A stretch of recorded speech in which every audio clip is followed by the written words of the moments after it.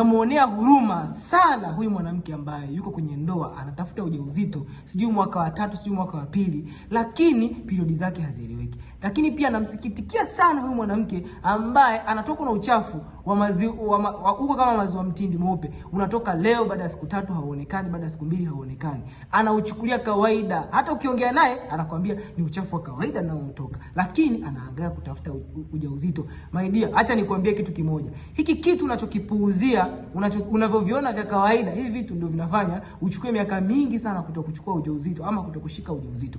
Na uje kuonekana tatizo kwamba haushiki ujauzito. Sasa hii inaweza kukukosesha ndoa yako. Inabidi unitafute ili niweze kukusaidia kuondoa hii changamoto. Hizi ni changamoto, ndio maana una struggle kupata ujauzito. Wasikudanganye kwamba uko sawa. Kama uko sawa, kwa nini haupati ujauzito? Ungewauliza swali kama hilo.